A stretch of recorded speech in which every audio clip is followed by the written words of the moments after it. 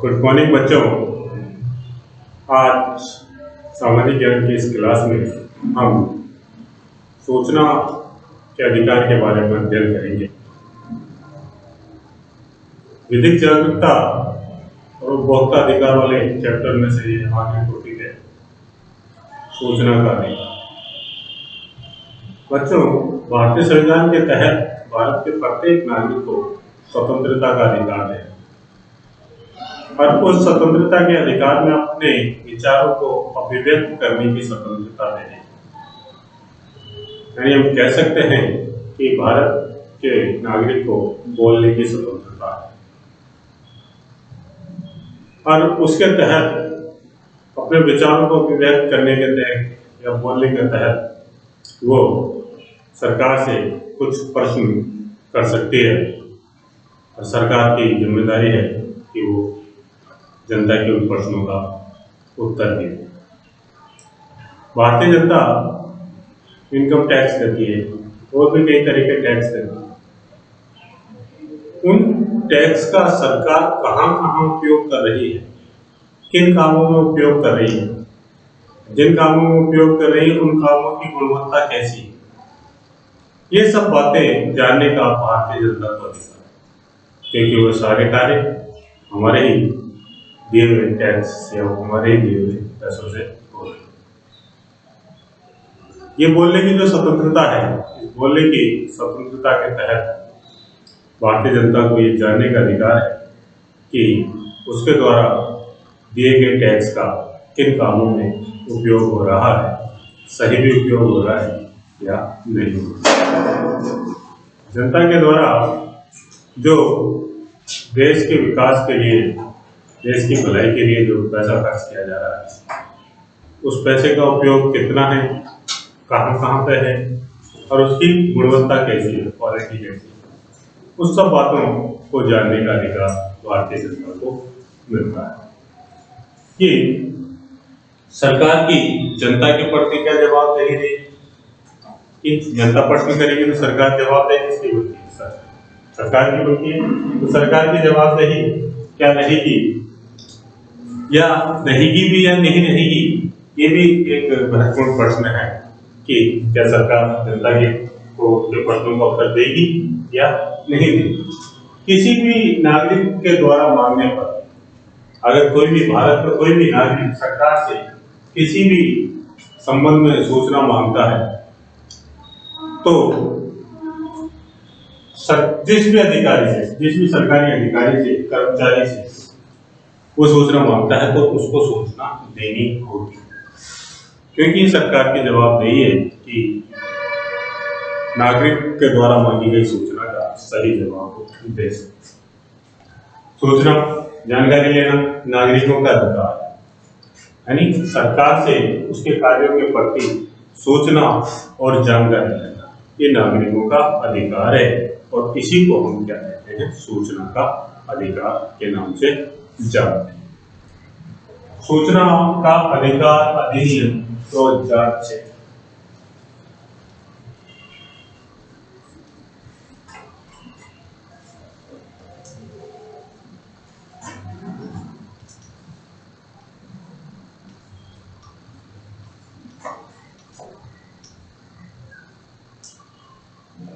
जो सूचना का अधिकार भारतीय नागरिक को प्राप्त है कि उसको कोई भी जानकारी या कोई भी सूचना मांगने का अधिकार सरकार से है, तो वो अधिकार कैसे उसको प्राप्त हुआ उसके संबंध में बात करते हैं।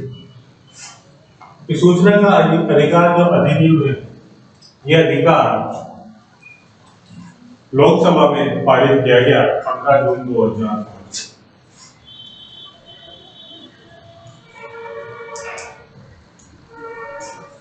यह अधिनियम 15 जून 2005 को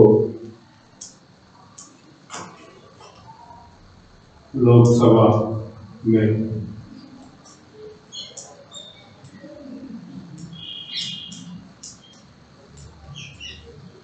लोकसभा में 15 जून 2005 को लोकसभा में पारित हुआ और राष्ट्रपति की मंजूरी के बाद, राष्ट्रपति की मंजूरी के बाद यह अधिनियम 13 अक्टूबर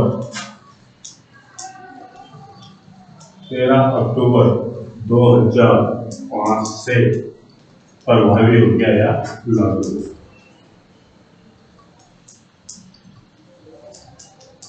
15 जून 2005 को लोकसभा में पारित किया गया। 13 अक्टूबर लोकसभा में पारित होने के बाद यह अधिनियम राष्ट्रपति के पास मंजूरी के लिए गया। जैसे कि आप जानते हो, लोकसभा में कोई भी अधिनियम पारित होता है, फिर वो राज्यसभा में जाता है। संसद से पास होने के बाद जब तक उसको राष्ट्रपति की मंजूरी नहीं मिल जाती, राष्ट्रपति के हस्ताक्षर नहीं हो जाते, तब तक वो जो विधेयक है वो कानून का रूप धारण नहीं करता है। तो राष्ट्रपति की मंजूरी के बाद 13 अक्टूबर 2005 को सूचना का अधिकार पूरे देश में लागू हो गया, पूरे देश में प्रभावी हो गया और भारतीय नागरिकों को एक नया अधिकार प्राप्त हुआ, वो था सूचना का अधिकार। इस सूचना के अधिकार के अंतर्गत देश के नागरिकों को क्या क्या अधिकार दिए गए, उसके बारे में हम आपको बताते हैं कि किन किन के तहत व्यक्ति सूचना मांग सकता है। कि पहली जो बात करते हैं अपन कि इसमें प्रत्येक नागरिक को यह अधिकार, कि भारत में रहने वाले प्रत्येक नागरिक को यह अधिकार है कि राज्य सरकार और केंद्र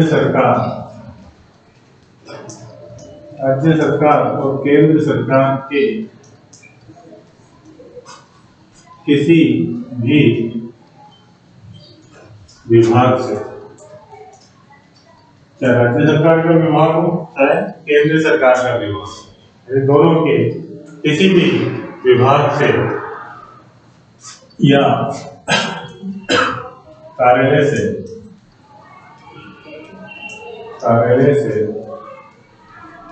सूचना प्राप्त कर सकते। अगर किसी भी विभाग से, उस विभाग से संबंधित या उस कार्यालय से संबंधित सूचना अगर भारत का नागरिक चाहे प्राप्त करना, तो ये उसका अधिकार है कि वो उससे सूचना प्राप्त कर सकता है। दूसरा अधिकार है, कोई भी नागरिक रिकॉर्ड देख सकता है।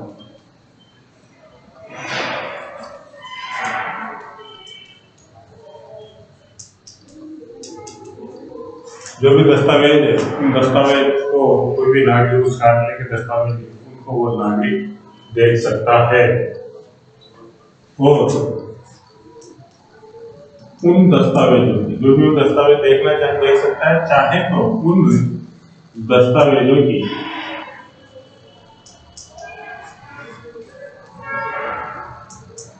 प्रमाणित प्रति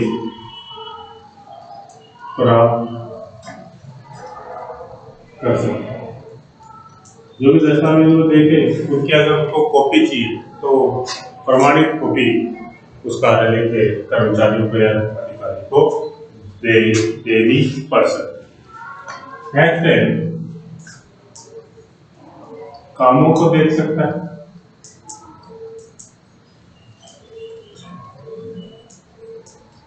कोई भी कार्य भारत सरकार या राज्य सरकार कर रही है तो उसके कार्यों को देखने का अधिकार भी, किस तरह से वो कार्य हो रहे हैं, तो वो अधिकार भी भारत के नागरिकों को है।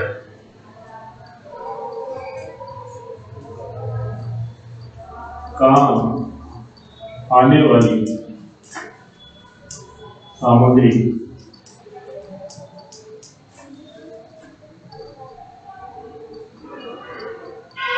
के नमूने ले सकता है। अगर मान लो कि कहीं पर कोई कंस्ट्रक्शन वर्क हो रहा है, सड़क बन रही है, कोई इमारत बन रही है, सरकारी इमारत बन रही है, कोई ब्रिज बन रहा है, तो उसमें जो भी निर्माण सामग्री प्रयुक्त हो रही है, उस निर्माण सामग्री के वो नमूने भी ले सकता है और उन नमूनों की जांच भी करा सकता है कि इसमें मटेरियल का स्तर क्या है, क्या अच्छा मटेरियल यूज किया जा रहा है या नहीं किया जा रहा है, इन सब बातों की जानकारी भी भारत का नागरिक सूचना के अधिकार के तहत ले सकता है।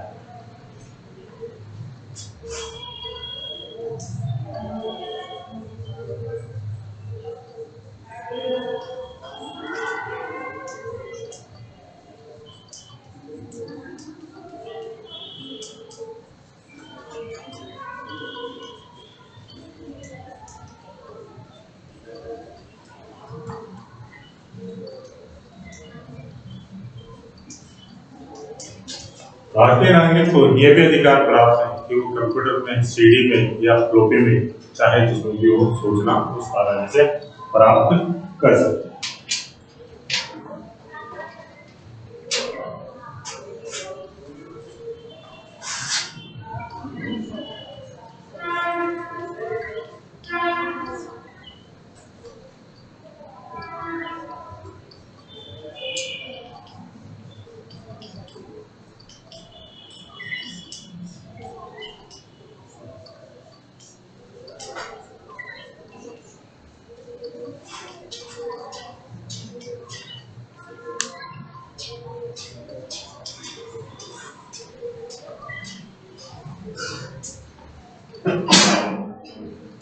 मजदूरी के मस्टोर, लॉन्ग बुक, टेंडर के दस्तावेज, केस बुक, विभाग की योजनाएं,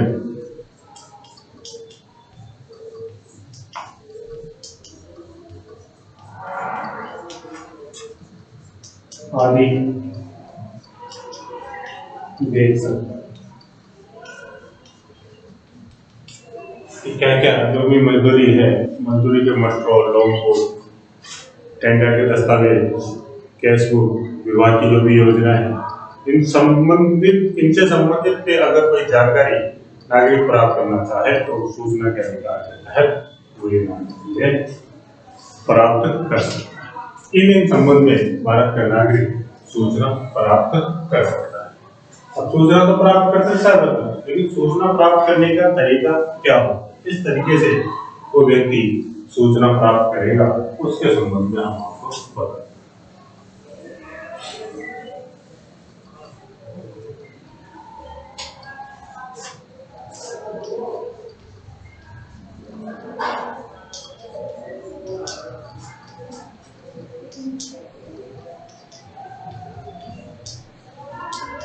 इस तरीके से नागरिक सूचना प्राप्त कर सकता है। उसका सूचना प्राप्त करने का तरीका क्या होगा, उन सब बातों पर यहाँ करते हैं कि कोई भी नागरिक जो सूचना लेना चाहता है वो सूचना प्राप्त करने के उसको एक प्रपत्र दिया जाएगा। एक निर्धारित प्रपत्र होगा, फॉर्म होगा, और उस निर्धारित प्रपत्र पर उसको आवेदन करना होगा।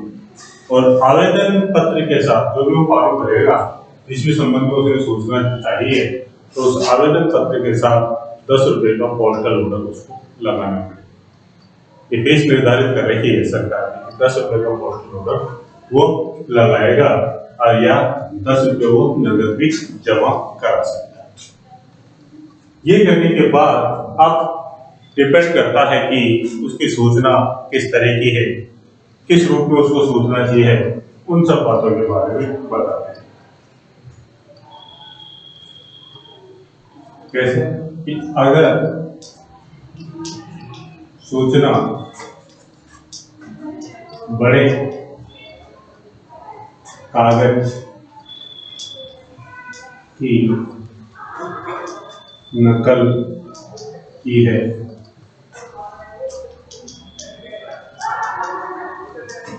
तो अलग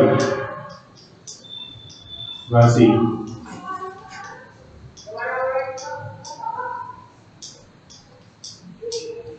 अगर बड़े कागज की नकल की है तो अलग राशि उसको प्रदान करनी होगी। मान लो कागज की साइज बड़ा है और उसकी फोटोकॉपी नागरिक चाह रहा है तो उसके लिए उसको अलग राशि देनी पड़ेगी।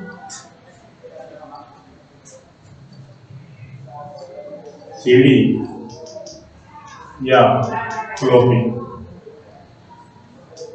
अगर सीडी या फ्लॉपी के रूप में वो सूचना चाह रहा है तो उसे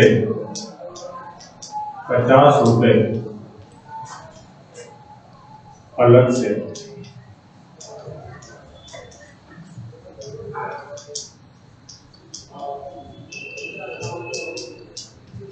सीडी और शॉपिंग के रूप में अगर वो सूचना चाह रहा है तो उसको ₹50 अलग से जमा कराने हैं। इसके अलावा बच्चों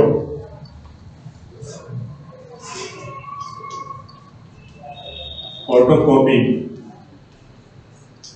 के लिए ₹2 प्रति पेज की दर से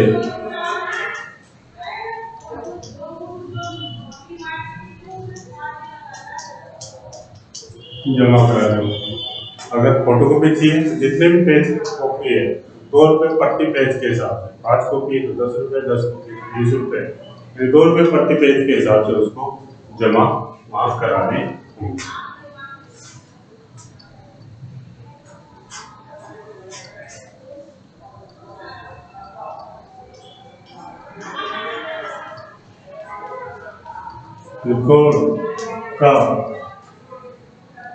रिकॉर्ड को देखने के लिए ₹10 जमा कराने। अगर कोई रिपोर्ट सिर्फ देखना चाहता है तो उस रिपोर्ट को देखने के लिए उसको ₹10 जमा कराने होंगे। मान लो कि कोई सिर्फ फोटोकॉपी भी नहीं चाहिए, उसको फ्लोपी में भी नहीं चाहिए, सीडी में भी नहीं चाहिए, सिर्फ देखना चाहता है तो ₹10 उसके लिए जमा कराने होंगे। और ₹10 जमा कराने के बाद ₹10 मान लो उसने जमा करा दी, ₹10 जमा कराने के बाद उसके पास 1 घंटे का टाइम है कि 1 घंटे तक तो वो फ्री देख सकता है उन रिपोर्ट। अगर 1 घंटे से ज्यादा का टाइम लगता है उसमें, 1 घंटे से ज्यादा का टाइम लगता है तो उसके बाद उसको हर 15 मिनट के लिए ₹5 जमा करना है। रिपोर्ट देखना है तो देखने के लिए उसको ₹10 के बीच, उस ₹10 के बीच में वो 1 घंटा देख सकता है, उसका कोई चार्ज नहीं। उसके बाद ज्यादा अगर टाइम लगता है तो हर 15 मिनट के ₹5 उसको जमा कराना है। 15 मिनट देख लिया तो ₹5, फिर और 15 मिनट देखा जाएगा, फिर ₹5, फिर और 15 मिनट, फिर ₹5। इस तरह उसको हर 15 मिनट के ₹5 जमा कराने पड़ते हैं। आवेदक को 30 दिन के अंदर, इसलिए मैं आवेदन किया सूचना के 30 दिन के अंदर सूचना प्राप्त है। 30 दिन का उसको एक ग्रेस पीरियड दे दिया जाता है कि आपको 30 दिन से ज्यादा नहीं मिलेगा, जो भी आपने सूचना मांगी है उस सूचना को देना। अगर सूचना व्यक्ति के जीवन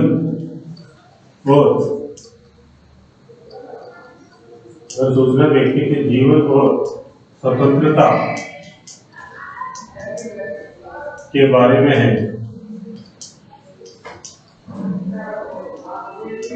तो उसे 48 घंटे के अंदर सूचना देनी।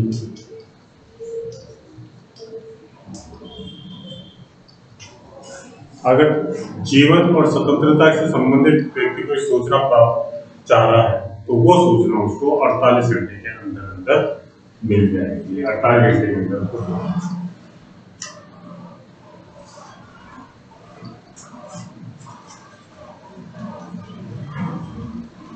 सहायक सूचना अधिकारी 35 दिन में सूचना मंगवा कर दिया। सहायक सूचना अधिकारी वो 35 दिन के अंदर उस सूचना को मंगवा कर उसको देगा। और अगर समय अवधि में जो भी समय अवधि निर्धारित करने की है, समय अवधि में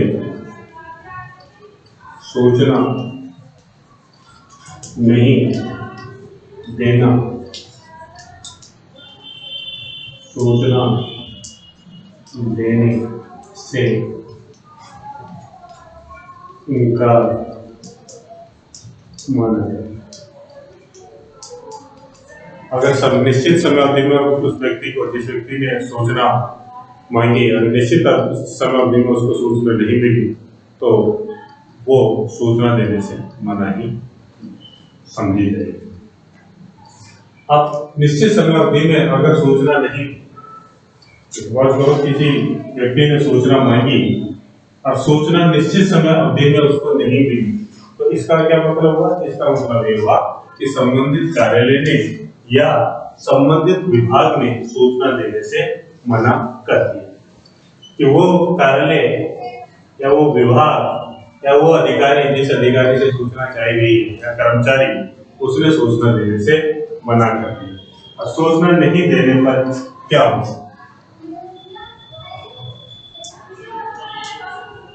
सूचना नहीं देने पर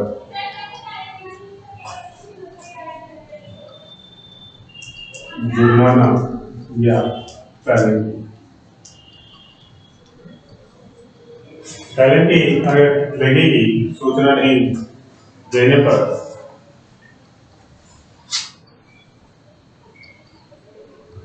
अगर सूचना नहीं मिलती है तो सूचना नहीं देने पर क्या पेनल्टी लगती है, क्या जुर्माना लगता है, उसके संबंध में आपको बताते हैं कि अगर सूचना देने वाला अधिकारी बिना किसी कारण से, जिस अधिकारी से सूचना प्राप्त की गई है और वो अधिकारी बिना किसी कारण से, कोई कारण दिया, उसने सूचना नहीं दी या सूचना देने से मना करे या अधूरी सूचना दे या गलत सूचना दे या कोई भ्रम उत्पन्न करने वाली सूचना अगर वो प्रदान करता है, तो जितने दिन वो लेट करेगा सूचना, और जितने दिन वो लेट करेगा उतने दिन के हिसाब से पेनल्टी या उसमें जुर्माना लगेगा। और ये राशि 250 रुपए रोजाना और कुल 25,000 रुपए, यानी जितने दिन सूचना मिली तो 250 रुपए रोजाना और कुल 25,000 रुपए तक की राशि का जुर्माना है उस संबंधित अधिकारी को देना पड़ेगा, अगर वो सूचना देने से इनकार करता है या गलत सूचना दे सकता है। और सूचना आयोग जो है वो संबंधित अधिकारी के खिलाफ अनुशासनात्मक कार्यवाही करने की परमिशन भी दे सकता है, इजाजत भी दे सकता है। इसके अलावा बच्चों, कौन सी सूचना मिल सकती है, कौन सी सूचना नहीं मिल सकती, इसके संबंध में भी बात करते हैं कि कुछ सूचना ऐसी होती है जो नहीं मिल सकती, तो कौन कौन सी सूचना नहीं मिल सकती।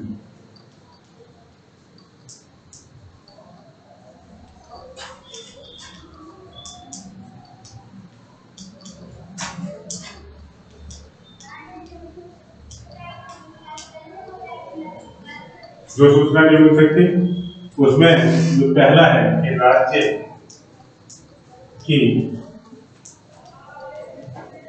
सुरक्षा से संबंधित सूचना।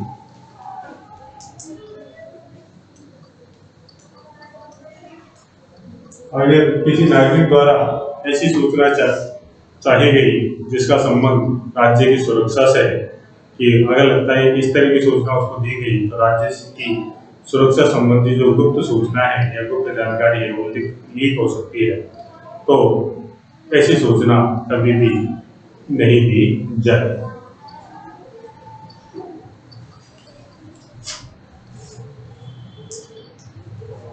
सुरक्षा रणनीति विज्ञान और आर्थिक मामलों से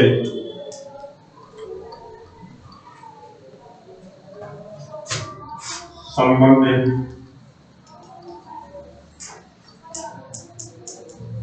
गोपनीय जानकारी। अगर कोई जानकारी गोपनीय जानकारी सुरक्षा से संबंधित है, सुरक्षा की रणनीति से संबंधित है, विज्ञान की खोजों से संबंधित है, या आर्थिक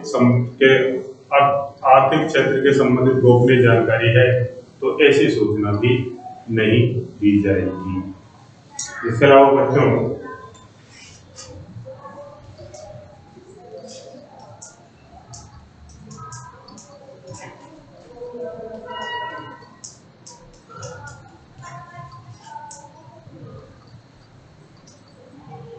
विदेशों से प्राप्त जो गोपनीय सूचना है, वो सूचना भी कभी भी किसी भी नागरिक को पता नहीं की जाएगी, क्योंकि इससे हमारे देश की सुरक्षा को खतरा हो सकता है। फिर ऐसी सूचना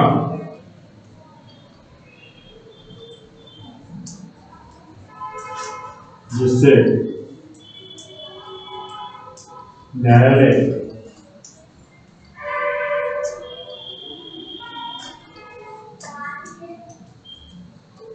संसद, ऐसी सूचना जो इससे न्यायालय या संसद या विधानसभा के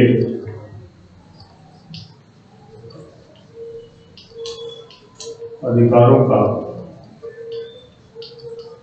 हनन होता है। ऐसी सूचना है जो जिससे किसी न्यायालय के अधिकारों का, संसद के अधिकारों का या विधानसभा के अधिकारों का हनन हो रहा हो, तो ऐसी सूचना भी नहीं दी जाएगी।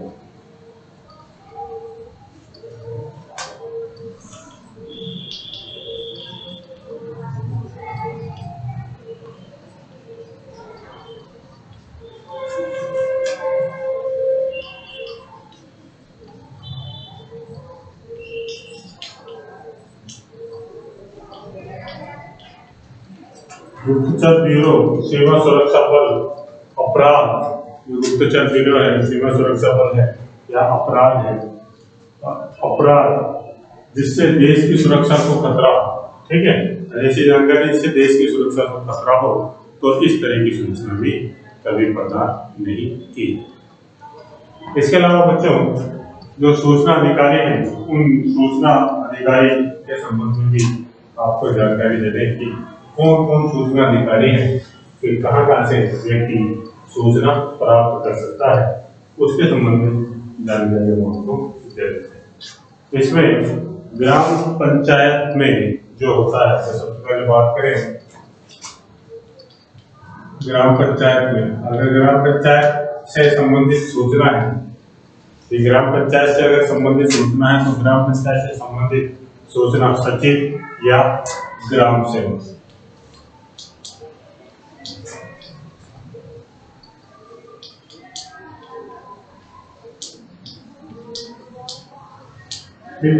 पंचायत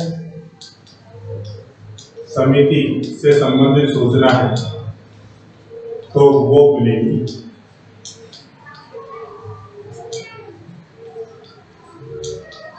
विकास अधिकारी। पंचायत समिति से संबंधित सूचना है तो किससे मिलेगी? विकास अधिकारी से।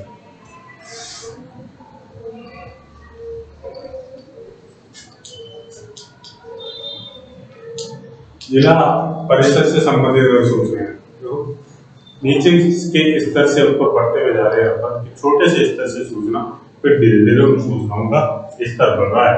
जिला परिषद से संबंधित अगर सूचना चाहिए तो वो मिलेगी मुख्य कार्यकारी अधिकारी। जिला परिषद से संबंधित अगर सूचना चाहिए तो किससे मिलेगी? मुख्य कार्यकारी अधिकारी से। नगर पालिका में मिलेगी अधिशासी अधिकारी से। नगर पालिका में अधिशासी अधिकारी से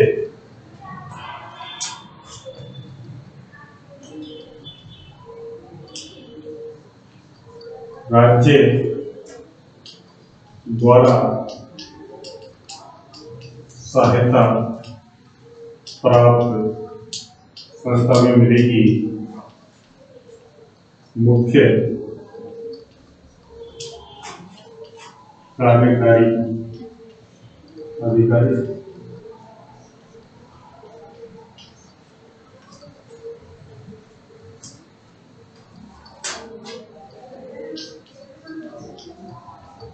विश्वविद्यालय में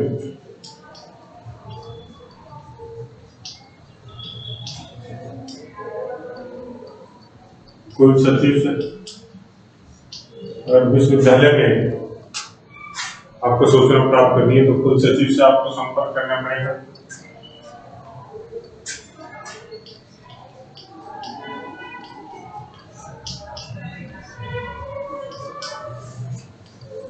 सरकारी विभाग में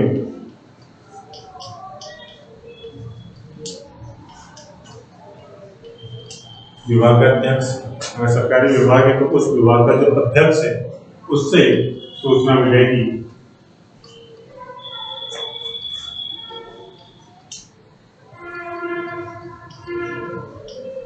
शासन सचिवालय में ये सूचना मिलेगी सचिव से, जो वहाँ का प्रशासनिक अधिकारी, जो सचिव है जो प्रशासनिक अधिकारी से संबंधित है, वहां से ये सूचना होगी। अब जो सूचना प्राप्त हुई, उस सूचना प्राप्त करने के बाद जो अपील का समय होता है कि लोक सूचना अधिकारी से सूचना मिलने के 30 दिन के अंदर उच्च अधिकारी से समक्ष अपील की जा सकती है। मान लो जिस अधिकारी से सूचना चाहिए गई, उस अधिकारी ने सूचना दी तो वो व्यक्ति उस सूचना से संतुष्ट नहीं हुआ, तो उससे उच्च अधिकारी के पास अपील करने का जो समय है 30 दिन के अंदर होता है। 30 दिन के अंदर अपील कर दी तो कार्रवाई होगी, 30 दिन के बाद अपील नहीं करी तो समझा जाता है कि व्यक्ति उस सूचना से संतुष्ट हो गया। इसके अलावा जो अपील अधिकारी है, ग्राम सेवक की अपील सरपंच को हुई, मतलब नीचे से ऊपर का तो चलता रहता है। अगर ग्राम सेवक से अपन ने सूचना मांगी तो उसकी अपील कहाँ की जाएगी? सरपंच को की जाएगी। सरपंच की अपील विकास अधिकारी को, फिर ऐसे धीरे धीरे फिर कलेक्टर को, फिर उसके ऊपर फिर कलेक्टर को, फिर उसके ऊपर, ऐसे मतलब चलता रहता है। और 30 दिन में अगर वहां पे भी अगर 30 दिन में सुनवाई नहीं होती, तब सुनवाई के लिए राज्य आयोग के पास जाना पड़ता है। तब सुनवाई कहाँ होती है? राज्य आयोग के पास। तो बच्चों, ये जो आपका चैप्टर था उपभोक्ता जागरूकता, विधिक जागरूकता और सूचना का अधिकार संबंधित, आज पूरा होता है। इस चैप्टर से संबंधित और आज का जो अपना टॉपिक था सूचना का अधिकार से संबंधित, अगर आपके कोई भी प्रश्न हो, कोई भी समस्या हो तो आप हमसे संपर्क करें। हम आपके प्रश्नों का उत्तर देने का पूर्ण प्रयास करेंगे। धन्यवाद।